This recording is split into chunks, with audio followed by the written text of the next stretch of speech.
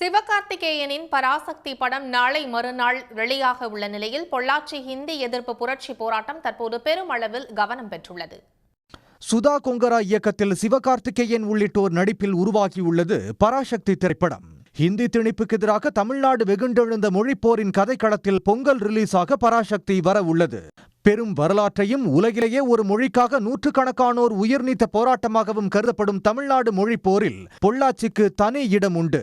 ஹிந்தி மொழி திணிப்புக்கு எதிராக அப்போதைய மதராஸ் மாகாணத்தில் கிளம்பிய போராட்டம் அதே வீரியத்தில் பொள்ளாச்சியிலும் தீவிரமானது.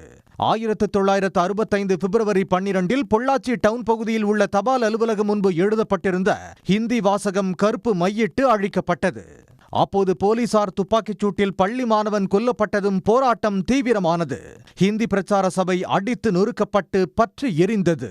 ராணுவத்தினர் குவிக்கப்பட்டு கண்மூடித்தனமாக நடந்த துப்பாக்கிச் சூட்டில் 4 வயது பெண் குழந்தை உட்பட பலரையும் கொன்று குவித்ததாக கூறப்படுகிறது.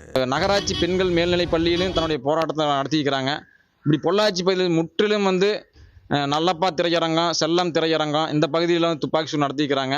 இப்படி 1965 கிட்டத்தட்ட 12 நாட்கள் பொள்ளாச்சி பகுதி இராணுவத்தினுடைய கட்டுப்பாட்டில் இருந்ததா வரலாற்று ஆய்வாளர்களும் பதிவு பண்ணிக்கிறாங்க. கொல்லப்பட்டவர்களின் உடல்கள் இராணுவத்தினர் கட்டுப்பாட்டில் பொள்ளாச்சி, அம்பராம்பாளையம், வால்பாறை உள்ளிட்ட பகுதிகளில் குவியலாக எரியூட்டப்பட்டதாக கூறப்படுகிறது. இதனால் உண்மையிலேயே இருந்தவர்களின் எண்ணிக்கை தெரியாமல் போனதாக கூறப்படுகிறது. அந்த மொழியை காப்பாற்றணுங்கன்னா இன்னைக்கு வரைக்கும் அதுக்கான போராட்டம் நடந்துகிட்டே இருக்கு. இந்தியாவில் வேற எந்த மாநிலத்திலும், உலகெங்கும் எந்த மாநிலத்தில் பார்த்தீங்கன்னாலும் மொழிக்காக இவ்வளோ பேர் இறந்தது தமிழகம் தவிர வேற எங்கேயுமே கிடையாது. கண் முன்னால் அத்தனை மக்கள் குமுக்க எரிச்சிருக்காங்க. ஒரு 4 பக்கம் பொள்ளாச்சி சுத்தியே. பராசக்தி படத்தில் வரும் தீ பரவட்டும் என்ற வாசகமும் பொள்ளாச்சி போராட்டத்திலேயே எழுதப்பட்டு தீ வைப்பு சம்பவம் நடந்ததாகவும் இதற்காக ராணுவம் துப்பாக்கிச்சூடு நடத்தியதாக கூறுகின்றனர்.